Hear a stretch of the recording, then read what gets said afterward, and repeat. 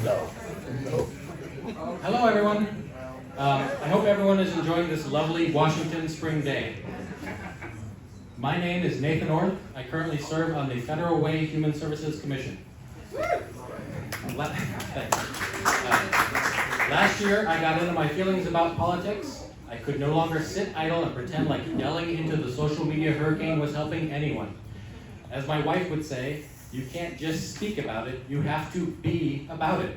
So I got involved, ran for city council, met some great leaders here in our community, people like Martin Moore, Claire Wilson, and importantly, Kristine Reeves, who we are here tonight to support. While that race did not work out the way I wanted, I am very happy that we set the council on a better path. But there's more work to do. Right now, we are watching what happens when the federal government does not care about working people, does not care about food, gas, or housing affordability, does not care about your right to vote or your due process. We see it, we feel it, and we are not going to wait for DC to fix it. We can't. We have to save ourselves. And that starts here, tonight, with the people in this room. What I want you to understand is that the way we fight back is by electing great leaders here in Washington. But it's also by making sure that our city, our county, and our state are all pulling in the same direction. When Kristine is back in Olympia, and we have strong partners at City Hall ready to back her up and work together, we are no longer just people with matching bumper stickers. We will be a united front, protecting this community from the top down and the bottom up. Washington needs leaders who don't just talk about it. We need leaders who do something about it. It's easy for me to stand up here and say we need to do X, Y, Z, and everything will be better. Flowery language is easy. Do you know what's hard? Getting bills passed. Kristine doesn't just talk about it, she is about it. Kristine championed HB 2594 that ensures homeless students have access to a free and appropriate public education. As a father and a member of this community, I agree that every child, no matter their family's housing status, has a right to an education. When everyone can receive a proper education, we create a true rising tide that lifts our society up.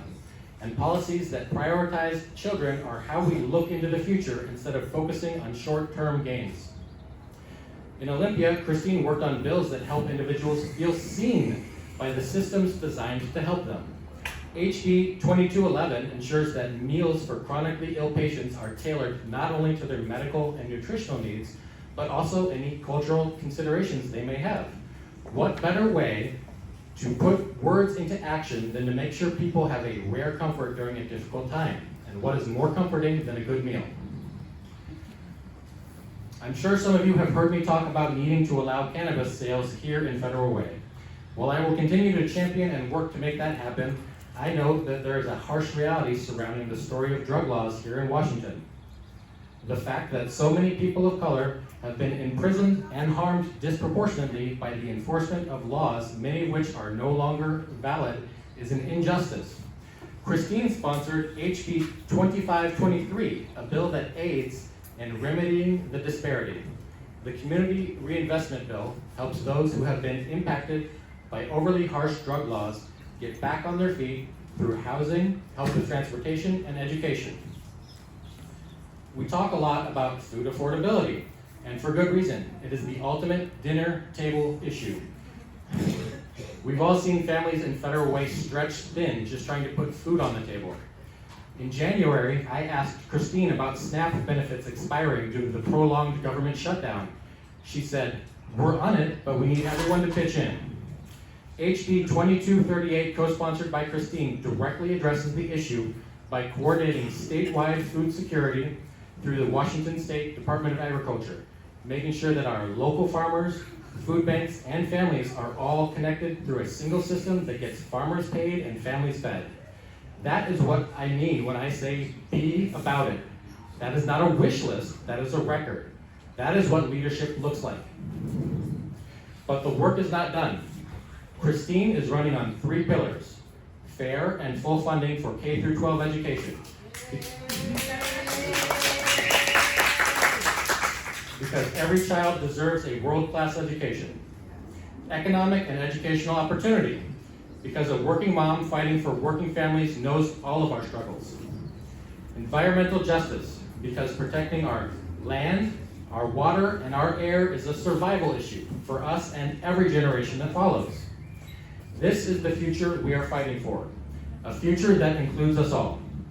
But the future does not build itself. It requires us to organize, it requires us to prioritize, and it requires us to stick together. Yes. Have you all been feeling good watching these Democratic victories rolling in across the country the last few months? Yeah. It really feels like momentum is building. Abigail Spanberger and Mickey Sherrill, double-digit wins for governorships in Virginia and New Jersey. A trio of retention election wins for the Pennsylvania Supreme Court, protecting voting rights and fair maps. California voters passed Prop 50, redrawing congressional maps to counter the ongoing Republican power grabs. Democrats have flipped 21% of all GOP-held legislative seats on the ballot this past year, even breaking Republican supermajorities in Iowa and Mississippi. In Wisconsin, Democrat Susan Crawford won the most expensive state Supreme Court race in American history, even with Elon Musk spending millions against her. It's fantastic, right? I'll be honest, I'm a little worried about us getting too comfortable and not showing up. Our job here tonight is to get the ball rolling, keep it rolling, and ensure that voters show up in November. My ask is simple. Don't sit on the sidelines. Get signed up tonight to volunteer and donate what you can. The future of our communities is on the ballot. The future that our kids will inherit is on the ballot. Are we ready to fight for Washington? Are we ready to fight for the 30th LD? We need Kristine back in Olympia fighting for us, right? Let's go win it. Now, let me introduce Beth Basley so she can keep telling you about the importance of supporting Kristine. Beth is our King County Democratic Party chair. Beth is exactly the kind of leader we need more of, and she's here tonight because she knows what you and I know. We are sending Kristine back to Olympia. Thank you.